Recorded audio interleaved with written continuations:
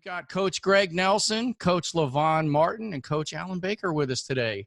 CSW podcast in the house. Welcome, guys. Welcome. Thank you. Awesome. So we just did an affiliates podcast with Coach LaVonne. That went really well. Had fun with that, and we got to have Greg on with that one too. Get into some of the insider stuff. And I did just see that you put up a clinch podcast yesterday. Yes, in the Awesome. clinic. Yeah. I haven't listened to it yet, but I will be listening to that shortly. I'm probably that creepy guy that you're just watching shadow you all the time on all your posts. So if you guys don't know yet, Greg Nelson has his online university now as well. And that's why I'm shadowing him, because the public blog on that website, he is a machine with his posting. He's putting lots of content up. So I'm trying to keep up with him and getting that stuff moved over to his permanent archive on the gregnelsonmma.com website, because what happens with Facebook and Instagram and those things, they're great short-term vehicles, but for long-term archives, I don't think they're very good. So we'll put them over on the website so you have long-term. It's good stuff. So why should we let it get buried down in the wherever it got liked bucket? Yeah, exactly. So that's what we've been up to. And I still have a bunch more stuff in the queue that Greg sent me. I can't even count how many more motivational videos he did. He did a bunch of them up front, like 100 There's been a lot coming out. Yeah, it's great. It's Awesome. great. The thing's really shaping up to be nice. So I just wanted to right off the bat hit that. So Coach Greg, what else you been up to besides just that little bit of stuff? Yeah. Teaching, training, living, just doing my thing. I try to keep in my lane. People ask me I hear people talk about the news. I go, I have no idea what's going on in the world. Good. I'm glad to hear that. I Same thing. I actually got to get more like that. Yeah, I know what's going on in my school. I know what's going on in martial arts. And I know what I'm doing today, and everything else is. That's why you're so happy. That's right. Yeah, that's right. I don't want to hear all that negative stuff. Completely agree. No. Not at all. I don't think I've owned a TV for 20 years. Oh, I got rid of my cable. I can vouch for that. Alan is the weirdest person I've ever met with that. He doesn't watch anything. Like, you might as well throw the TV out the window when we go to a hotel. It's like when we do camps and stuff, I room with him, and it never gets turned on. He just doesn't turn TV on ever. I got things to do. Hey, I watch my whatever shows at night, but otherwise it's just like got things to do. But then when I want to chill, I chill, and then I relax. Then I go to bed. Then I get up. He's savage. Are you still doing your smoothies? Never watch the news. I never watch anything like that. It's just like it's all spun in some weird direction anyways. You have no clue. It's so easy. You're so easy about it, but I know you're like super organized. Your entire day is, I know it's that way. He plans out so much stuff. I've never seen anything like it. It's what would you call that? Hyper scheduling? One of my other podcasts call it that. It's hyper scheduling. I do what I love to do, and it's fun, and it keeps me energized. So there it is. I love it. I like the morning routine you have. Are you still doing the smoothie first? Oh yeah. I do that. I do my I have mushroom coffee, and then it has some actual real coffee in there too, Alan. So there you go. But do that. Gotta have a base. Gotta have a base. Oh yeah, exactly. But I've actually, if you remember, I got some of that from you, and I've been using it for the last year. It's cool. It's outstanding. Yeah, see, it tastes actually like real coffee. There it is. And so I do that, and then I listen to stuff in the morning to kind of preempt my mind to keep going, and then I get busy. Then they start cracking. I love it. What time do you get up? It varies, but generally I'll probably get up around 7. I go to bed like probably 12 or 1. Yeah, that's about what I do. Yeah. You guys are hitting it later than I am. I'm usually a little earlier than that because I get up really early. I'm more in Alan's camp with that. I get up about 4 o'clock. Yeah. But I go to bed early. I go to bed, 9:30 because I'm not running a school at night. Yeah, I don't even get home till 9:30 or 10. Oh yeah, that's probably how Greg is too. Yeah, like tonight will be 9:30 when our class ends. Yep. And you get a little bit wired afterwards, so come home, gotta wind down. And are you still no screens past a certain hour? Yeah. I don't have any screens. And then my computer, I think I don't even know what time, probably 9 or something like that, goes into that whatever blue light mode or whatever it does. So it's all yellowed out anyway. So it doesn't have the bad light things that are wearing you down come at you. So everything's yellow. So if you're going to watch something on it, you better be just yellowing it out. That's the way it is. Night mode. Yeah, exactly. Oh, that's awesome. That's awesome. So we were talking with the affiliates podcast about programs and layouts of schools and stuff without getting too much into that, because we'll probably turn everybody off if we get too into the weeds with that. But at the academy, how many programs do you guys run, and is it blended or are they all separate? We kind of have a separate program. We have our Brazilian Jiu-Jitsu program. We have our Muay Thai program, and those are by far the two most popular. All right. And then we have like a foundations MMA class.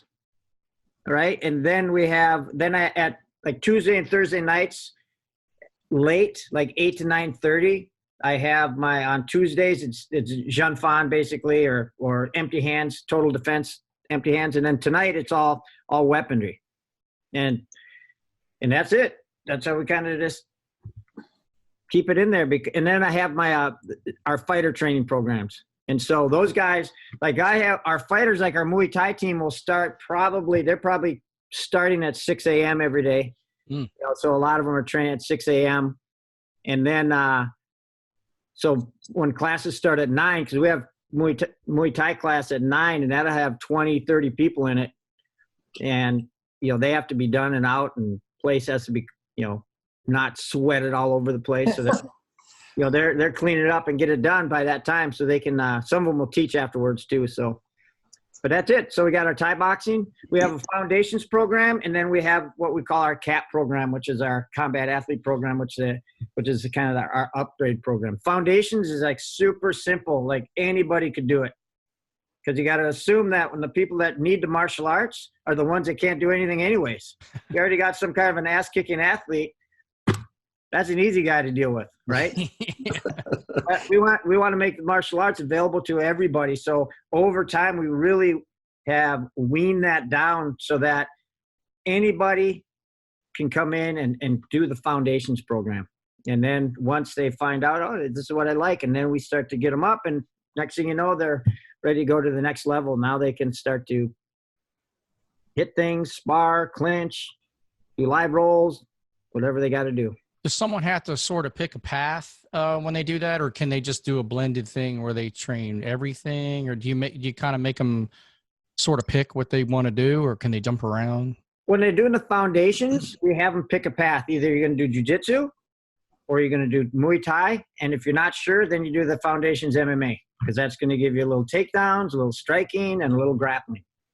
Mm-hmm. And then once they have tasted those, sometimes we have people that start the foundations program in Thai boxing, and then they go up to CAP, but then they see jiu-jitsu and they say, well, I want to start doing that now. Right? And so perfect. Or someone says, vice versa. They're doing jiu-jitsu and then they want to do Thai boxing. And so they do that. So we have a kind of an upgrade program. Our CAP, you can go either 3 times a week, 4 classes a week, or I think it's basically what's our premium, which is kind of your unlimited, right? But when they first start out in the foundations program, you can only come to 2 classes a week, and you got to pick those days and those times, just like you're in college. That's awesome. kind of what we do. Yeah. Okay. Yeah, jump in here, LaVonne. I'm how many times a week do you do it? Do you do what, the foundations? Yeah. We had it twice a week, and we just went up to 3. And we're going to see how that goes, And And new people that come into the school, you do the same thing. They kind of go into that program first. They go into that program first, which makes it easy. Then they also see some of the other, the jiu-jitsu, the CSW, the Filipino martial arts, or the Thai, and they some of them have an idea of where they want to go, and some of them, once they get in here, then they start talking to people, they make friends there, they look at the other arts, and they go, oh, maybe I should try some of that. And then they go. So we try to expose it to them, the other arts, so they can get an idea of what's going on. Exactly. And the reason why we do it just the 2 times a week, because if we're looking at those people who have done nothing beforehand, 2 times a week is enough, right? Yeah. And they're just trying to figure that out. And then once and we do an invite, you get invited to CAP program. You don't get to just get there. It's like, they'll make a big deal out of it. Like, oh, you've been invited to the CAP program. And then they do the upgrade. So then they can go to 3 classes or 4 classes a week. And some of them, when they go to the 4 classes, will go 2 Muay Thai, 2 Jiu-Jitsu. And that's how they'll kind of do it. Yeah. So it's up to them. And if the people that are in the high level, they can now pick and choose whatever they want, so yeah, alternative. But if you give that to a person right away, they're going to burn out. They have no clue what to do. They're all overwhelmed. They get overwhelmed. Yeah. So give them that opportunity. And it seems to work really well. And our foundations program is the same stuff. So you're on the hamster wheel. Yeah. How do you rotate that schedule? Is it a set number of classes and then you stagger them, or is it, do you have set lesson plans for that? Yeah, I mean, that one ultimately is like I think it's like a 6 a maximum 6-month program, but it just kind of rotates the same techniques in that 6 months, right? And usually people are upgrading, they come in and they have basic talent, they can do stuff. They're getting comfortable, and they can be invited up to the CAP program, 2-3 months. All right. Some people, though, if we get an older person, they're all happy as larks in that foundations program. They're like, I don't really need to kick pads and roll and go nuts. I'm getting this done. So that's perfectly fine. That's Can awesome. you let them stay in that then? Yeah, because if they want to, and, you got somebody who's older, right? And they're just doing something that just allows them to have some fun, and they're getting movement they never did before. Good enough. That's good right. Enough. Movement alone helps as we get older. That's the truth. Exactly. Agreed. Yeah, that's cool. I mean, I love my OCD kicks in. I love just drilling the same stuff over and over and over. I just get lost in it, put on some music, and an hour went by. I love it. I don't need a lot of stuff. Yeah, and I think I was just kind of commenting on that the other day, how, you got these guys with like really that are high level competitors, right? And they're showing they got their programs out there. And it's like, okay, do you guys realize that these guys are like training like 6 hours a day? It doesn't matter if you got all their tricks. It ain't going to work. You got to get the mat time. Right? Yeah. So it's like, that's why I'm working on a program right now for Professor Sauer, which is like the street jiu-jitsu course, or I don't know what we're going to call it, but it's kind of an interesting, project right now, because what I would do, I cannot teach to the average person, because this is what I do all day. Right. So what I do is like, hey, what would I show my mom? Oh, smart. What would I show my mom, or someone that comes in has no clue? Because a lot of the people that you're showing, and I always see this, if you ever notice that a lot of the jiu-jitsu self-defense courses, there's kind of an implicit idea that the other person's attacking you knows jiu-jitsu. I never thought of that. Yeah. That's great. They're coming at you with who knows what. It's just complete chaos. You watch fights. I watch a lot of fights on, just YouTube street fights, and just see how chaotic it is. And people are, we just had that big thing in Minneapolis where guys are downtown and they were getting jumped, and they're, it was like a swarm. I saw that. As soon as you hit the ground, it is like you got 5, 6, 7 guys on you, and you got to choose your fight. It's like, take the phone, buddy. I'm getting out of the middle of the circle. Yeah, no kidding. And they didn't. They were just fixated on their phone and start fighting for it. Next thing you know, you're swarmed by a whole bunch of people. And I mean, if you watch these fights, they are out of control. They are driving bikes over them. They're taking their belts off and whipping them. They're throwing flower pots on their head. I mean, it is chaos. And once they hit the ground, it's like you're over because they just swarm like rats.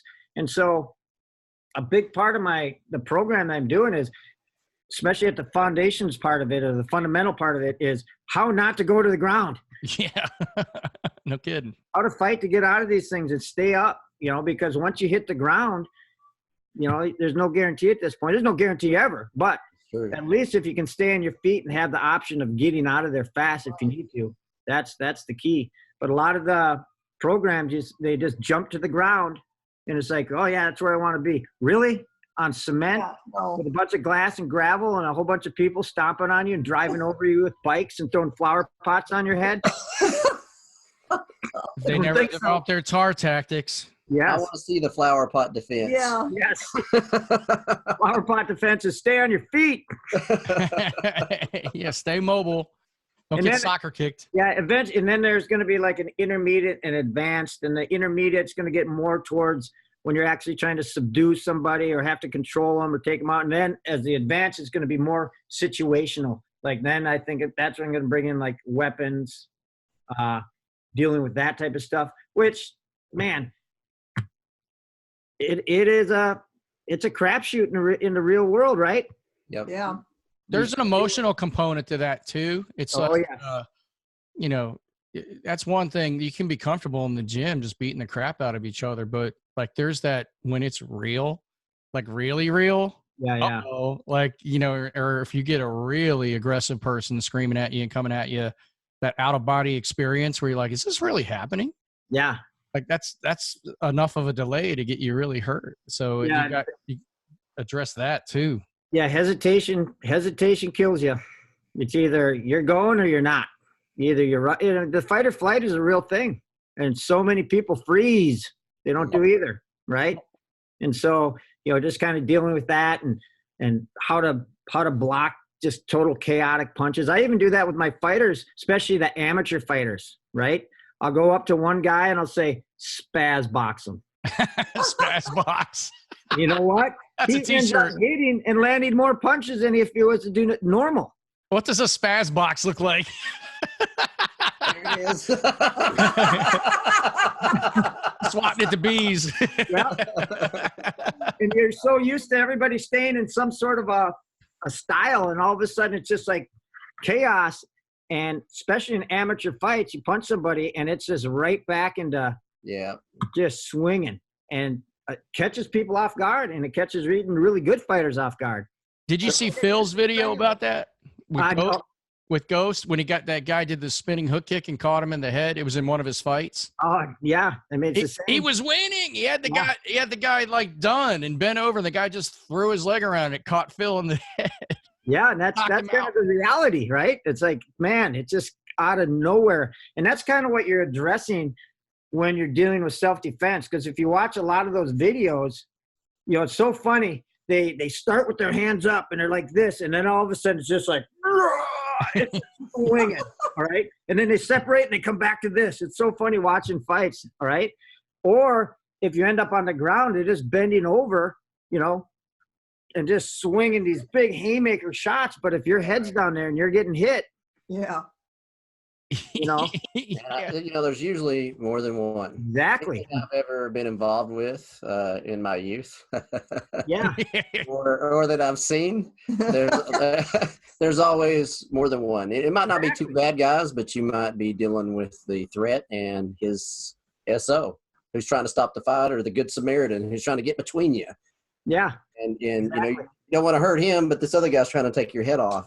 That's, to me, that's what I ran into a lot of. Well, I tell you what, this is kind of, the apple does not far fall from the tree. So there we go. I text my son. My son is out at the zombie pub crawl, right? I get that. And so he's not very big. He's like 125 pounds max, right? And so they're at some kind of bar, at this concert. And I text them, how things going? Well, I got in 2 fights. Well, actually, 1 fight, but 2 guys. And I'm going, then I text back like any good dad would, did you win?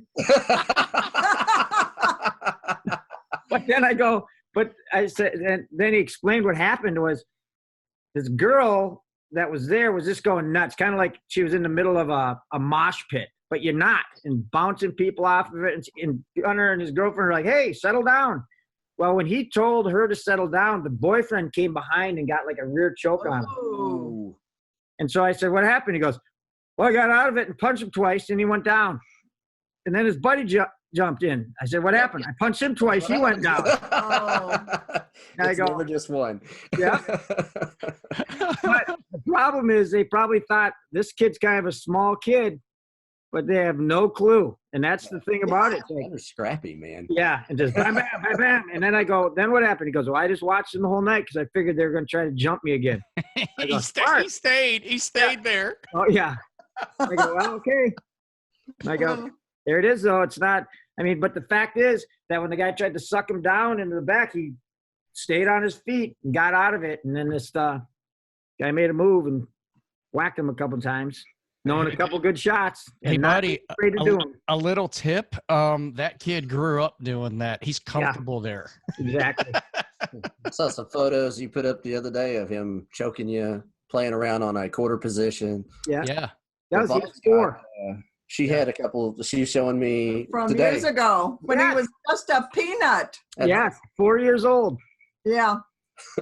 He was explaining, no, you got to pull like this. You do this. Yeah. Oh, that's so great. That's awesome. So, wow. So the self-defense stuff is taking a higher, position on the tier these days. What about the collie, the weaponry stuff? When do you let them get into that, or is that how do you get them into that? Well, generally, I want them to have a really good base of their stand-up basic striking first, and then they have their choice. They can take that class or not. And I really am in that class, I really focus on nuts and bolts. And the advanced guys who've been with me for a long time, I'll just say, okay, go warm up with sombrata or whatever, and they'll just fly at it. But then the people coming in, I really focus on the self-defense aspect of stuff. So it's really simple, no nonsense stuff. And then they'll that's what I focus on at first. And then when they get that down, then I start bringing in some drills. And it's almost the exact same thing when there's a really good example. I brought Guru Dan down to Fort Bragg, and he was working with the Special Forces guys. And at the first session, it was great because there was a selection going on. So they just said, just show them anything. And then so he was doing all the drills because they want to see who they're going to cut, the guys that can't get it fast enough. But then when they came back, they said, okay, now we want to see some, stuff because there's just regular operators. And it was stuff I have not seen since probably the 80s. Oh, really? The Leo Gahi times, it was all thrust. Oh. And it was like, and even Joel was like, wow, just don't see that. And Guru Dan's is like, it's like, and then it's funny because the guy goes, hey, he asked the question, does anybody here have some knife defense or basic knife defense? Someone says, yeah, this guy that works with the SIACs. Oh, yeah, they're great. SIACs are great, Guru. And he goes, okay, attack, come at me with a knife. And all of a sudden, Guru just goes blitzkrieg on him. And then he goes, geez, I'm like, and this is when he was like 75. He goes, I'm 75. Imagine if I was 30. And all those guys, their faces just went from, they just all smiled like, holy crap, this is good stuff. But it was all like really simple stuff that he doesn't show at seminars because it's the brutal kill stuff. Yeah. Oh man, I would have loved to have seen that. There's only one Guru Dan. Yeah. Oh man, yeah. All of us owe everything we're doing to that man. So thank you, Guru Dan. We all owe everything we're doing to him. That's right. Love that man. Which is, it's cool because you do forget because we see him at seminars all the time, and he's so nice all the time. He's actually sweet. Like, he's so nice all the time. You forget that savage is still in there. Oh, yeah. You see that look in his eye every once in a while, and you're like, wow. And I think if you don't get exposed, because we call it our bullshit detectors, around here, it's like, you got to put the mouthpiece in, and you gotta test your stuff. And that's where I like what Dog Brothers did. They kind of woke everybody up with, like the first time, because I had done some drills and stuff, because started doing some Brada and all that stuff when I first started with Guru Dan, because Guru Dan's not going to show you that stuff right out of the right off the gate. When somebody just started hitting me like that angle one, that forehand diagonal, as hard as they could, I didn't know what to do with it. It was like those power shots or the baseball bat swings. Well, that's what you're talking about. It's like, well, let's get the reality detectors out here and go, hey, wait a minute. Can you deal with that first? Because you can go over here and try to do all these techniques you want. Same thing with the knife stuff. But that guy's going to sewing machine you. He's going to put you up against the wall and poke about 500 holes in you before you can do any of your techniques. Can you deal with that? That's and that's the stuff I really focus on at the beginning, is like, hey, it's going to be simple, super aggressive attacks, and they're trying to take you out. So you got to learn what blocks are really going to hold up to the pressure of a full out stick coming at you. And it's a lot of times it's just simple stuff like roof blocks. All right. And if you're doing an inside sweep, you better be getting inside, because either that or outside, because you can't be in the middle, because a lot of times overwhelms a bigger attack. And the same thing with the knife. It's very just, okay, here it is. You got slash, and then the person's coming at you thrusting. We get them going right away with all that stuff. So you learn how to grab and control first, because trying to disarm somebody who has a little teeny knife in their hand, good luck. That's not going to happen. Good luck. True. Right? But just getting control, and it's like, well, you tried for real once, right? Yeah. At Target. End up shopping carting the guy. That's real world experience. That's not secondhand. So it's like, trying to get a little teeny knife out of some guy's hand who's really trying to stab you and go nuts. Not happening. You got to get control, 100% control, and just hang on to it like you're hanging on to a flagpole that's 10 stories up. You let go. Break it off at the elbow. Yeah, you got to do whatever you can. Don't let it go. So we really do a lot of that, and just really learning how to secure that position, and what if you're on the ground, and same, you just got to get control, and then we'll do stuff if the person has sleeves on, how to grab their sleeves and how to control the sleeve when they don't have it on. And then this is the best one. I had a guy, and he's good. He's really good. He's really into the Bikini Tersha, and he's really into it. But one day, this is a long time ago, I put a bunch of baby oil all over my arms. Oh, yeah. And then he tried to disarm me, and he couldn't. I go, that's what happens when it gets all bloody.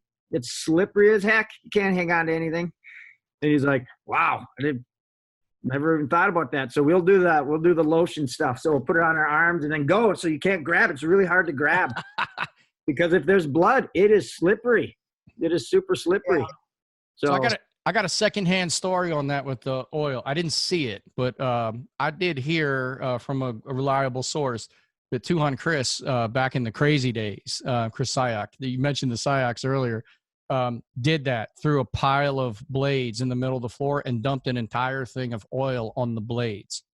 And then you had to go get it and scramble, and it became exactly what you just described. It was, oh my God, like you couldn't even hold on to it. Yeah. And I didn't see it with my own eyes, but I did hear about it from a good friend. I was like, wow, same thing. It's like, who thinks of that? Yeah. And then you just think of just the variables are unbelievable. You start putting ice on the ground and snow, and just you're wearing thick coats, and Minnesota, you're always right now it's starting to be in the 20s and 30s, and so people are wearing coats and this and that, and that's what I tell people too. Like jiu-jitsu, when you are used to rolling around in the gi, you start to learn how to move while you're clothed. Mm-hmm. A lot of people don't think about that. It's like you're bound, people are always without, and all of a sudden you got this winter coat on, you got a long sleeve shirt, you got, a hoodie underneath it, and then you're just like, don't know how to move it. Yeah. But then you have the people that are normal. It's used to it. They're like, yeah, well, that's like a big wet gi when you have it on. Something for them to grab onto. Exactly. And people are going to grab. And for me, it makes your mechanics better. If you can get your mechanics proper with that pressure and grip control, you can do it. Yeah. Yeah. It forces you to. Learn your hockey fighting. Exactly. There was one fight that I still remember from a long time ago where basically, long story short, the guy was going back to prison for 30 years. So pain was not a factor. And he slugged me once and I was like, holy crap, this guy hits hard. So I blocked and I grabbed this hold of his sleeves right here and I just hung on and it was like 10 minutes, right? I figured, well, this is going to be an attrition war. And so I kick his leg, nothing, because pain's not a factor. And all of a sudden he starts kicking me in the shins because you give him an idea. he's like, he's like kicking my shins. So I'm just yanking him. But the only thing that was really ultimately saving me from being hit again was the fact that I had his sleeves. And this is before I even did jujitsu. It was just like, just grab a hold of something and hang on. And now he couldn't punch. And, long story short, we finally got him down because all of a sudden, I remember it was right when the store opened and I saw this guy come in and I'm like, he's going to steal. And sure enough, about 9:15, we're out the door and the next guy was coming in at 9:30. I still remember this because all of a sudden I see his car driving. I'm like, all good. At least because this guy was big and he wasn't going to go down. And we ended up tackling him, going down, cuffed him up, which was another war. Trying to get handcuffs on somebody that doesn't want to be cuffed up. Back then, there was more in the 80s, so there's no cameras around. But, it didn't matter. He got up and he was trying to do flying headbutts at us. I mean, it was crazy. We get him in the office. He does like a vertical jump onto the desk and starts trying to kick us with handcuffs on. Motivated. Oh. Yes, motivated. So finally, we're just like, we just got to get the cops here because we're going to have to take this guy out. And so we're sitting him on his belly and we're sitting on him as we're waiting for the cops. And then we find out he's going back to Joliet for 30 years. Oops. So he was fighting for his life, not just fighting just because he got caught shoplifting. Big different motivation there. Yeah. Oh, man. That's awesome. Well, there it is. They're one extreme to the other. Yeah. So a brand new person to like going to jail for 30 years mentality. Hey, it changes the reality of things real fast. And, kind of keeping those in perspective is really important. Saying, hey, listen, there's going to be people that don't feel the pain. They don't feel it. So you either got to figure out how to choke them or you got to figure out how to control them so they can't do anything. Yep. People are biters. People bite. Yeah. I get bit a lot. I got bit in the hand, the arm, the shoulder, the stomach, the leg. People bite. I'm sure Alan's got a few stories that he probably won't share. I've been there a few times. Yeah. What about you, LaVonne? Have you had many street altercations in your time? Just a few. Because I've seen your verbal jujitsu skills and they're pretty awesome. I've also seen your physical sometimes skills. Gets me in more trouble, Bob. I don't know. You're pretty scary. You know how to shut somebody down pretty quick with the mentality. Enforcer. Yeah, no kidding. Have you ever had any scraps? On somebody that I would rather play the, oh my goodness, I don't know what's happening, than you don't want to come off in that manner because sometimes, and you also find out who's going to take advantage, and then try to take advantage of that moment when you can go, okay, now I'm going to move. Okay. Well, it's good to know. I mean, I don't want just the boys club perspective here too. Oh yeah, no, that's, I've had a couple of things on a cruise ship and that kind of thing where people think that, somebody thinks they're going to take advantage. Did they ever find them? Yeah. I don't know. I don't think he got back on the boat when they went and docked. Still looking for him. What's that smell? Oh my God. Oh, that's awesome. Well, let's take a positive turn So we're getting all the dark stuff out of the way. One of the things I really like that Greg's doing pretty much on a daily basis is putting a lot of positivity out there too, because Greg is a 2-time very severe cancer survivor. He's been very open about that, sharing a lot of that publicly. And so let's just go into it maybe a little bit, Greg. It literally changed how you look at not just martial arts, but life in general. Like you really did look at it like for real. And it changed you. You're a different human being. Yeah. I mean, prior to my cancer, I probably had about as much empathy as, as your average serial killer. I just was not really into it, right? Just, you couldn't get something, I'd be like, how in the hell can you not do this? What is your issue? Right? And then when I came back from my second cancer, which was my sciatic nerve, and I couldn't walk for 6 months, and then coming back, and I basically had to relearn everything, but now take away the athleticism that I had before, and I'm like, okay, I am now the guy I used to make fun of. This is a different perspective, right? And it changed how I looked at things, how I teach people, especially beginners. And that's why I really started focusing on people that probably need the martial arts more than that athlete that coming in. Prior to that, I wanted that former athlete that was super driven and just wanted to train all the time. And then it became hey, there's a lot of people that need the martial arts. And that's what really kind of shifted that whole mindset, was the fact that now I had a whole different perspective, because nothing was easy now. I had to relearn how to do everything. I had to pick it up from ground zero. Sometimes I try to do the shrimp, and I was the guy that did the shrimp and your feet move and nothing else moves. And I'm like, oh my God, I'm that guy.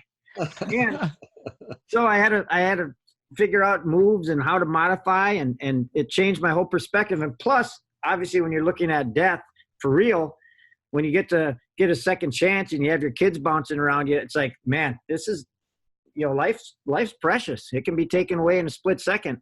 And so I really started getting into the health and the having more energy and, vibrancy and enjoying life, and really focusing on what was going to benefit more people. And that was the big shift. I love seeing it. And one of my favorite things that you put out is all that motivational stuff. It's a good, because there is a lot of negativity out there right now, and we all get wrapped up in our own worlds and first world problems sometimes too. You just get bitchy about stuff and whining about stuff, and it's like, wait a minute. I like having that dose of Greg Nelson, it's just so great. It's just a little perspective check, and you've got real concrete steps in there too. Though it's not just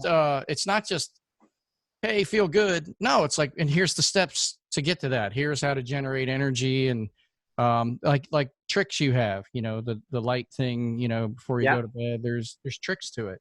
And you've been working with how do you say his last name? Brendan Bouchard? Yeah, Brendan Bouchard. He going there, that was a big thing too, because I've always been, you go to seminars, you go to workshops, you go to camps. It's all about one thing: martial arts, martial arts, martial arts. And that's how I've, done a lot of my stuff. And then all of a sudden I was thinking, you know what? I'm going to go outside my comfort zone. I'm going to go to, and at first I had no idea what to expect. I saw this thing and said, okay, I'm going to go to this Brendan Bouchard workshop. Might be a bunch of rah-rah. Who knows? I don't know. But it ended up being really great, because he's really big into, obviously productivity and getting stuff done. And his whole perspective was a lot different. It wasn't just about the motivation and this and that. It was about, if you don't physically have the energy, how are you going to be motivated anyways? How do you get more energy? Breathing correctly, eating correctly, drinking enough water, getting sleep, resting, doing it. And I'm going, those are all the stuff. I don't sleep. So I really had to take some time, because I was like, even my mom said it. When I was a kid, I didn't sleep. I was on the go, just nonstop, just bing, bing, bing, bing, bouncing off the walls.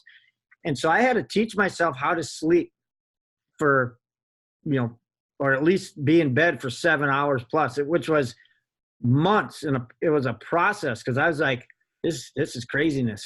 I got to be doing something. But what I did find when I started to be able to sleep and get more sleep, when I woke up in a day, I was able to get more done because my mind stayed more focused. I was just had more energy. And then he also started doing stuff like taking these, like just make your work sessions like 50 minutes at a time. 50 minutes and take some sort of a break. It could be even just get up, get a drink of water, move around a little bit, get right back to it. But something to get out of, just not suck yourself down where you're just droning through it. But take that break. And that made a big difference because learning all the different ways to breathe, just, breath scaling and all these different things, which almost is like this big jolt of electricity goes through your body. Your whole body gets cool and you just feel like super energized. Now you're ready to go again.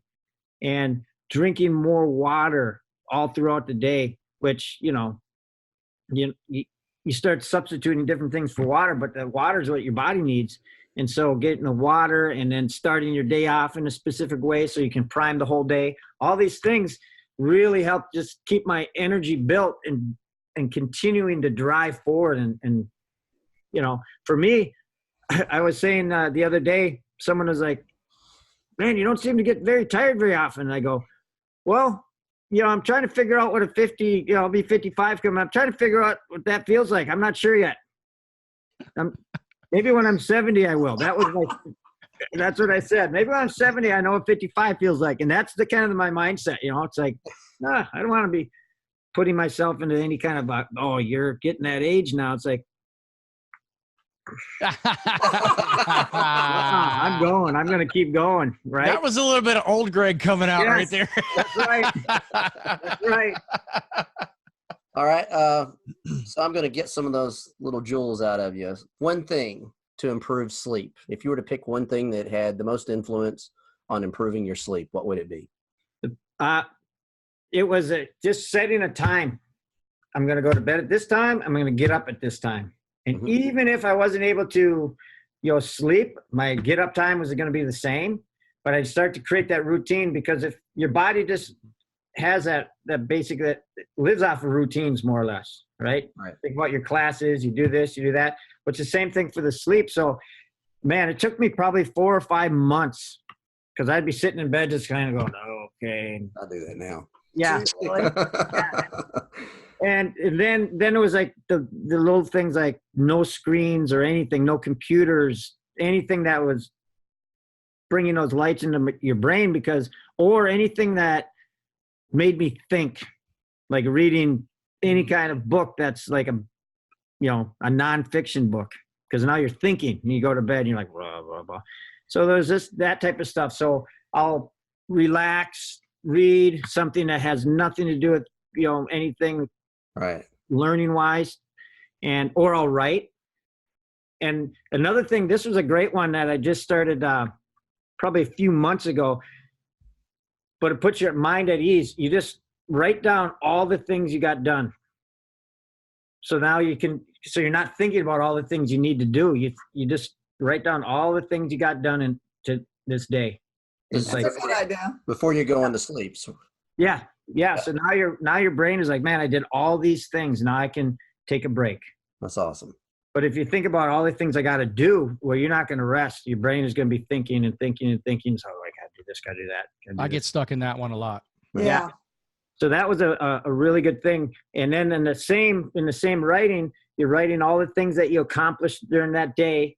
And then at the end, it's like a different mind shift. And now you're going to write, I'm going to feel like this when I wake up. I'm going to feel energized. I'm going to feel relaxed. I'm going to feel rejuvenated. I'm going to feel rested. So now your brain is, the last thing it sees is this. I'm going to feel rested. I'm going to feel rejuvenated because I got all this stuff done so I can pick it up tomorrow. And that's little things like that, really has helped. And then not eating too late before you go to bed. Yeah. But about how long? About how many hours before you go to bed? For me, I don't usually eat for 2-3 hours before I go to bed at least, And as far as eating, are you of the 3 meal a day or 5 meal a day or more? That one, it's it changes, you know.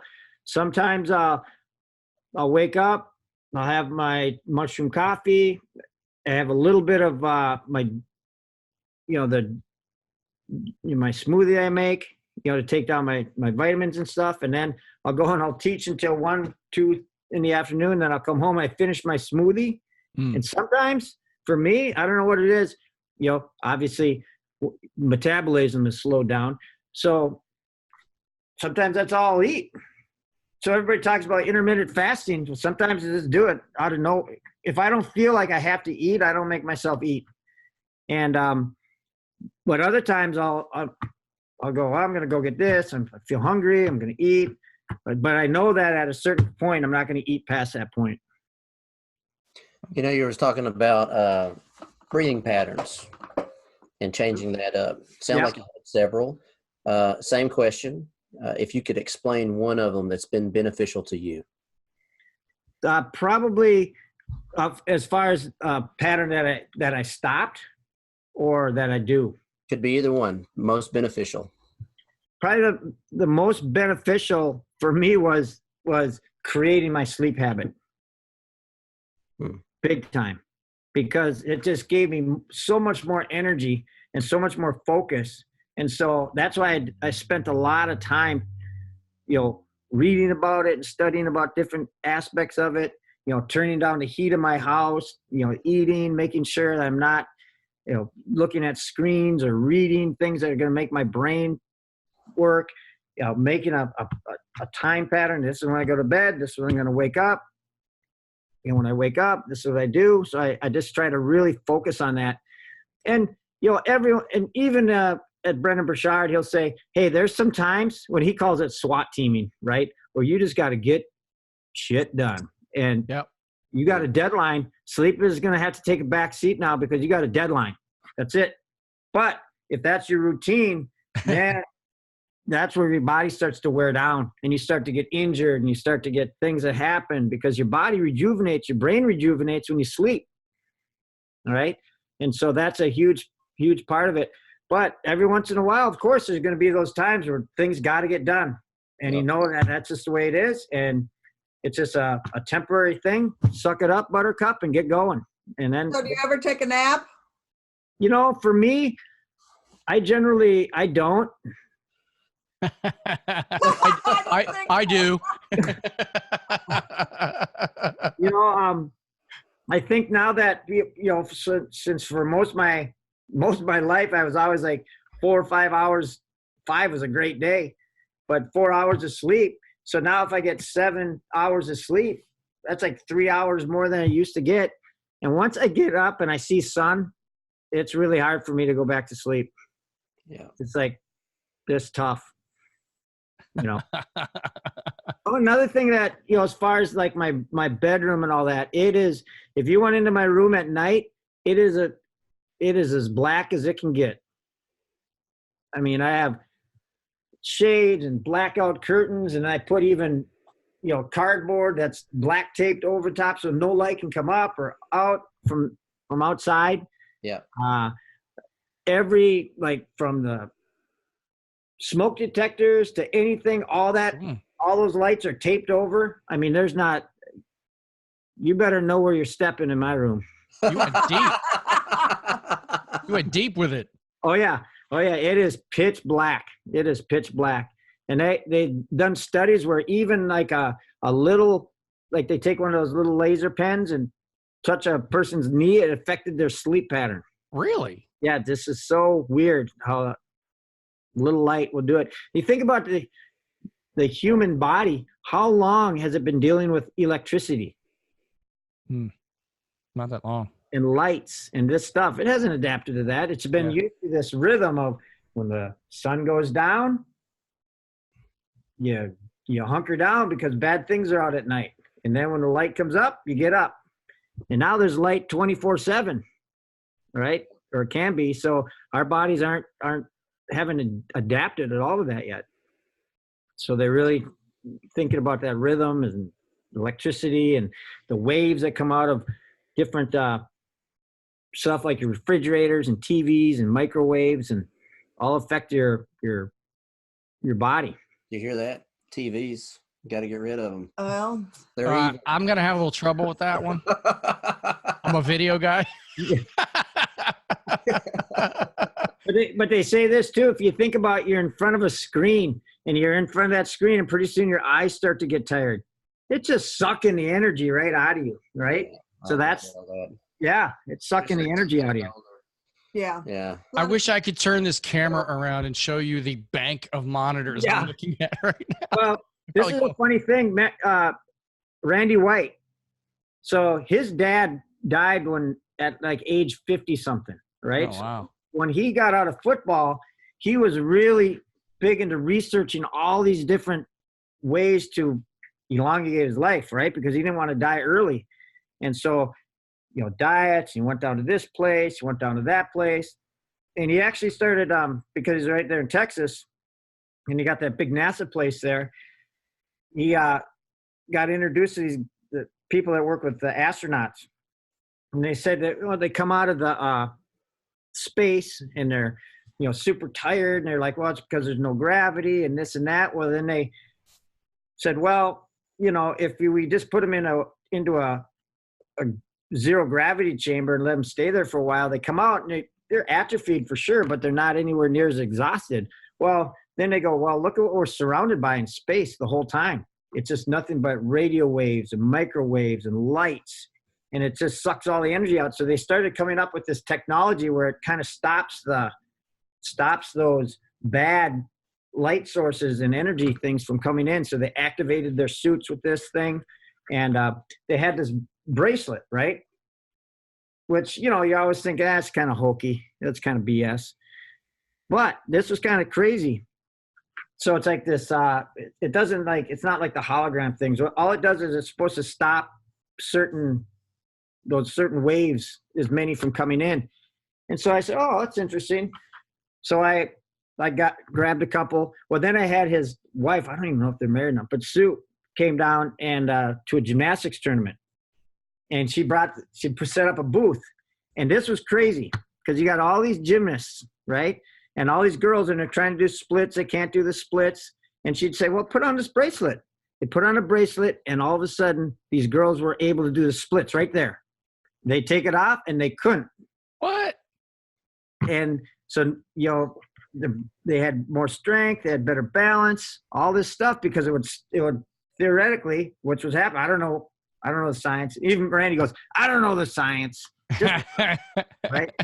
But man, I tell you, when I would have my thing on, my grip didn't get tired as fast. I could just hang on. And people were like, geez, your grip doesn't give up. It's like, yeah, it's a strange thing. And I remember he even did tests with me where he did balance, and he had just some random dude come up to me, because those guys say, oh, press on my hand. And you could tell, you're not pressing on my hand as hard right now. Of course it's not going to work. But he had guys that come up, hey, come here, check this out. And he had these shirts that were activated, right? And 2 of them were, and 3 of them weren't. They're all black. You just threw them in a pile. Said, okay, put this around your neck. And all of a sudden, you stand on one foot and whatever. And this dude, this random guy, starting to try to knock you balance. And you'd fall over, and then you put the other one on. You were like balanced. And then he'd mix them all up. And he goes, see this mark right there? There's that one was activated. This one wasn't. I didn't know. Crazy stuff though, but it was all about stopping those negative light waves and magnetic waves and everything else. And that was the whole series behind it. Not that it was lining up your holograms or this or that. It was just it was preventing major amounts of those negative waves from coming into your body.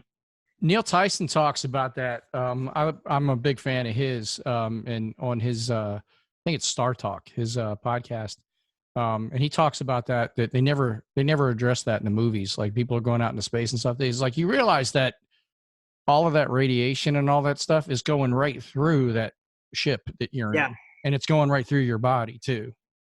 So there's got to be something to stop that. Like you don't just, it's not like flying around on a plane here. Like there's stuff.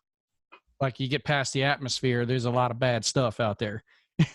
Yeah, so you got to figure it out. Oh man, we're getting into astrophysics now. Yeah. Did you expect that with your breeding question, Alan? No, but it's fantastic. I ask them so we can go down that path. I want to know. So now, LaVonne, I got to research this stuff now. I got to go find out. So. Yeah. Me too. Yeah. Well, so before we jump into, I had a question for LaVonne, but before we jump into that, we were talking about Brendan Bouchard. I also have a recommendation. I've already shown this book to Greg as far as habits. Atomic Habits by James Clear changed my life like overnight reading that book. It's a really good one, and I recommend it to everybody. Go check it out. It's on Amazon. Guy's done a whole bunch of YouTube videos and podcasts and things. Really, really good, simple read. The guy basically JKD'd the habits area and broke it down into really small, understandable steps. Just little 1% changes over time can change everything. So I think you get that arsenal going of things that can, and it's not just because I'm a self-help junkie. Been reading that stuff for most of my life. Love that stuff, and usually you read it and you maybe get a tip here or there, but that was one of those little gems where like it was full of stuff. It wasn't just like a tip from that book. It was a whole bunch of them. So I recommend that one too. James Clear, Atomic Habits. Everybody should go check that one out. Really good one. So Greg has it. What do you think of it, Greg? I thought it was great. I got it. Not only do I have the book, but I also have it on my audio. So, listen to it. Just a lot of really simple things, like you said, that streamline. Sometimes you overcomplicate stuff, and it's like, no, like you said, you JKD'd it to simplicity, and it definitely made things a lot more organized in your life. Otherwise, you could be like like I always tell the people, before I did a lot of this stuff, I was like a random synapse. I'd be like, I'm going to get this done. Oh, I'm going to do this. Oh, I'm going to grab this notebook. Oh, I'm going to do this. Oh, what's that book say? Woo! And I'd just be all over the place, right? So this is kind of now allowed me to focus and really streamline it. It's also patting yourself on the back for the wins too, and the habits don't have to be intricate and complicated. Like the story of just getting in the cab to go to the gym. Yes, can qualify as going to the gym, and there was a guy in there who just going to the gym. He didn't even work out. He wasn't even allowed to work out for a month. Like he would go to the gym, but just going to the gym counted as going to the gym. And then he would, then he would do one set for a week, and then 2 sets for a week, and it's very small. Atomic habits. It's very small habits. And over time you build up to where, wow, in a year, you're like, man, I'm not even in the same place, but you don't notice it because it's small. Right. It can apply to anything, diet, exercise, or a thing you want to learn. Pretty cool. So everybody should check that out. So back to LaVonne. No. When did you meet Greg Nelson? How long have you known Greg? Oh my gosh. I think that was probably at the Smoky Mountain Camp. Don't you think, Greg? 1980 what? Could have been 86 or 87 or 85. Or I don't know, somewhere in there. Yeah. It was yes, I remember lots of Thai boxing. Remember the big Thai pads? Yes. The red ones? Yes, and the big ring out in the field. And I remember we were kicking so hard in the field and for a long time, right? And I saw Ajahn Chai turn around in the ring. And I looked at my partner and I put my hands on my knees and I went, wait a minute, I just got to rest a second. And all I heard was, Ifong, get busy. Yeah. Yeah. Oh my God, he did. I thought I could sneak a moment there. No, we didn't. But yeah, that was some good times. Yeah. You were there in the bad old days with no shin guards. Yeah. Yeah. That was when nobody had shin guards. Yeah. I still have those Thai pads. Yeah, so do I. I have 2 pair. That's why that company went out of business, I think. Nobody had to buy anymore once they got them. You didn't build any failure in renewals. Yeah. Perma-built. But those things are twice as heavy as what you have now. Oh, yeah. Yep. And it's so funny because that was such the norm. And now you pick them up, you're like, oh, my God, these things are heavy. But that was just the way it was back in the day. You just picked them up and you held them. That's all there was. Yeah, that was great. That's awesome. So you've been with Ajahn Chai, LaVonne, and Guru Dan, and you studied with Sifu Larry as well, right? Larry Hartzell. Briefly, and Sifu Fong. Sifu Fong. Okay. Who else have you studied with?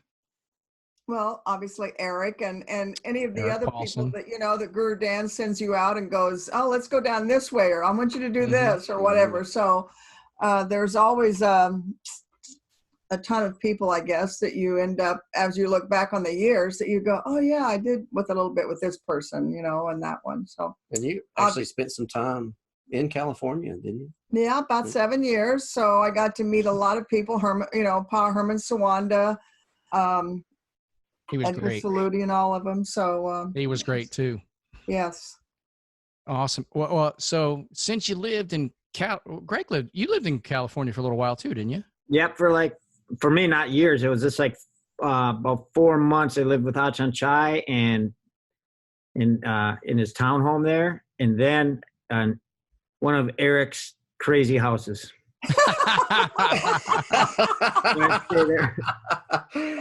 Yeah, I'm assuming everybody already knows that Erik and Greg are like brothers.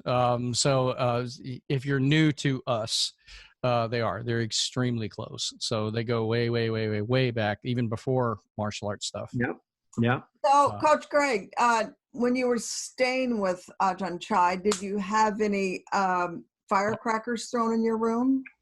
No, but this is a normal morning. He would always have me get up in the morning. I'd do like footwork or something up and down his driveway, right? Yeah. And he'd go, okay, do like this switch step, boom, boom, boom. And then I'd be like, just like you, I'd stop for a second. I'd look around like, where is he? And all of a sudden I hear, keep going. He's watching me from inside his house. And so it'd be like 40 minutes just going up and down his parking lot.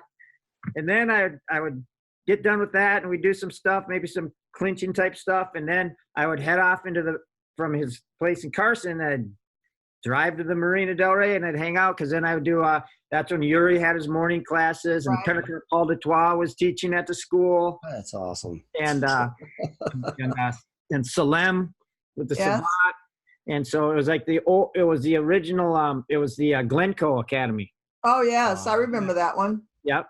So, yeah, I'd go there, and I'd have to time it right, because otherwise I'd get stuck into traffic.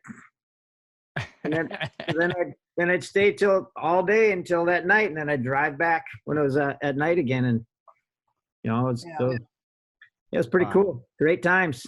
That's a dream. Well, I just saw a videotape recently, because I'm going through Erik's old archives, and I believe it was your first grappling session with Erik in the garage.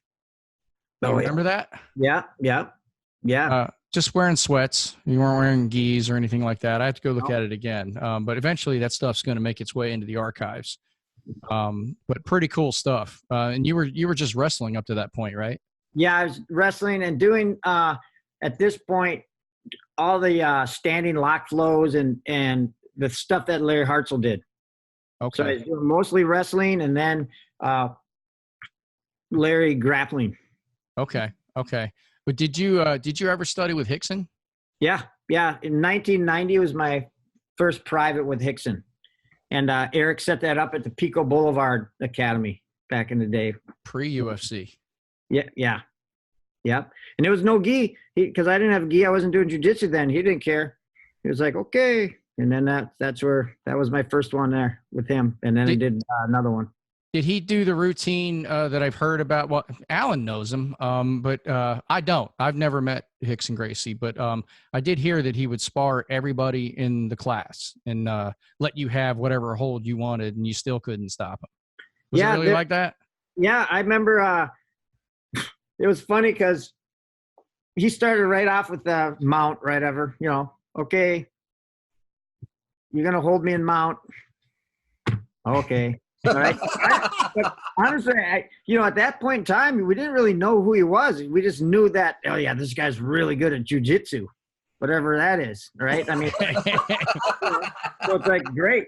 And I was kind of just coming out of wrestling. 1989, I was just finishing up wrestling. So I was like, all right, I'm holding this dude down. And it was like, ridiculous, right? And then he goes, okay, we have some problems here we have to fix. And so we did that. And then I want you to get me in the mate leon, the kill the lion, the rear choke. And I'm like, he goes, if you can make me say uncle, if you can make me tap, you'll get the next private and this one for free. And I'm like, I'm choking this dude. Right? And I remember putting it on and he had his neck like this. He goes, my friend, I cannot make my neck any longer. And so I'm like, man, really? Yeah. So I wrapped my choke on and I started squeezing and I still remember just hearing he's doing his breathing. All of a sudden his shoulder pops in a little bit. And all of a sudden I'm starting to lose the grip around his neck. And all of a sudden he just goes, and it felt like my head was going to fly off like a water rocket. And he goes, it is obvious that you read a magazine or watch a video. You do not understand the leverage of the Gracie Jiu-Jitsu. And I'm like, true. Damn. So that was like pretty cool. And this is Greg Nelson. He did that too. Eric's got similar stuff too. Yeah. He talks about that. I was like, that's amazing. Yeah. It was like so cool. And you just walk away going, God, I may know nothing. Oh man. Well, all right. So I'm going to be the wet blanket here. We're coming up on, we're well over an hour at this point, but I did want to get into fanboy territory just for a couple of minutes. Because you're, the 8711 crew and all the John Wick stuff. I'm a real big fan of all that stuff. And, Dave Leitch, who is the Deadpool 2 director, and he did Atomic Blonde, and he came. Oh yeah, Hobbs and Shaw, the new one. I haven't seen that one yet, but I'm a huge fan of his work and Chad's work and Damon and all those guys. Now, Dave Leitch was your training partner, right? And then he ended up going out to the academy, right?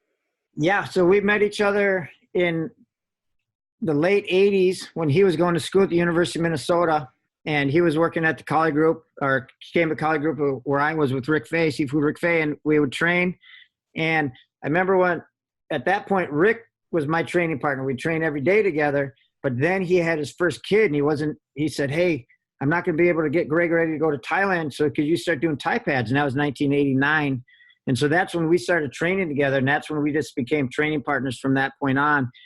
And we embraced, obviously the Thai boxing and everything else. But when I went out to Thailand, I went to Putai Swan to do the Kabi Kabong. And then he went out there with one of the other guys. He came back with different stuff. And that's when we just started going, ballistic with the sword demos.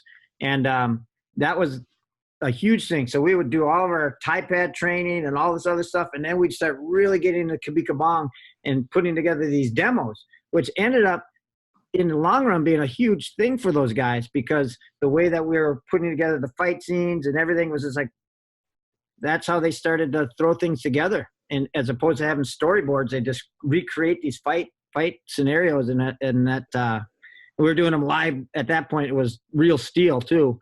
And so it was like pretty crazy, but we trained until he moved out there, I think in 94 or 95 or something like that, maybe right in that area. And I remember we went out there to do the shoot fights, and then we came back, and he was teaching elementary school.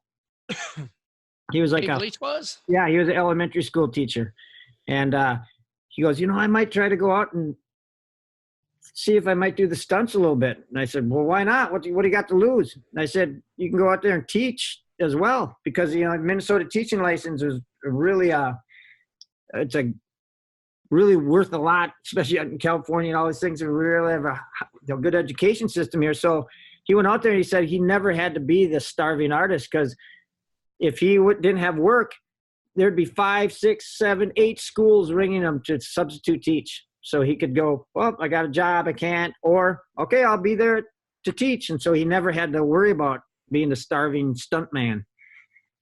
And obviously it was all at the collision of everything happening at the same time with Damon and Chad and, all the other guys, and, Jeff Amata, who was kind of the starting process of a lot of those guys.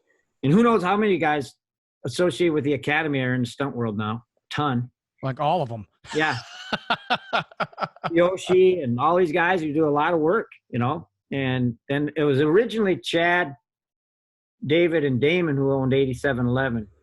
And then Damon, I think he had his kid, and he just didn't want to. He just said he couldn't devote that much time to it, and so he ended up going out of 8711. But then he continued on with doing other stuff with Hollywood. He does a lot of stuff with Zack Snyder. Yeah.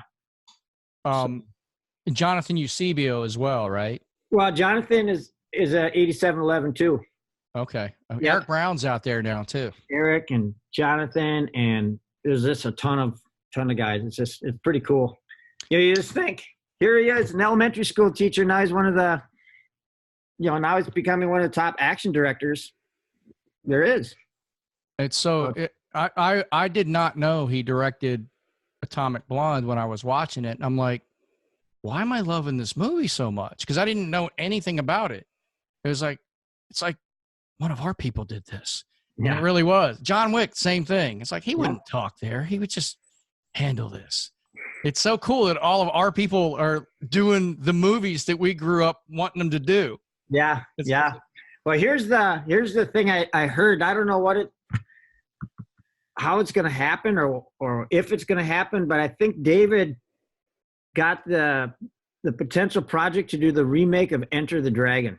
What? No kidding. Whoa. So I don't know. It would be hard to do it like, okay, here comes this Asian dude. How are you going to usurp Bruce Lee? Yeah. Good. So now it's going to have to be like, they could probably do the same type of story, but it's going to have to be like a different character. Yeah, I don't know. Well, if anybody could tackle it, he could. So it's going to be interesting. That's a tough project. Yeah, that's kind of like sacred territory, that movie. Yeah. Wow, that's awesome. That's awesome. Well, very cool. Very cool. I'm gonna be the bad guy and bring us home here. So, Alan, do you have any announcements you want to put out for our podcast people or anything at the end of here? Well, we got 2 more coach camps coming up between now and the end of the year. One in Scotland, November 29th through December 1st.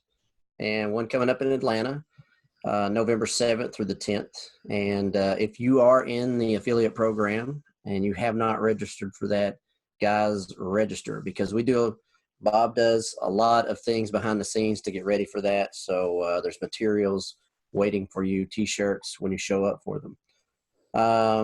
2020 coach camps are going to be in the main training center August 13th through the 16th, and back in Atlanta November 12th through the 15th.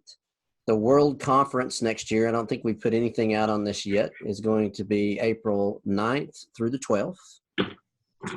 And we're going to have Coach Erik in Atlanta in March on the 14th of next year. I think you're having him too sometime next year. Yes, we're having him. I got to look here. Erik will be here in Sarasota, Florida, November 10th.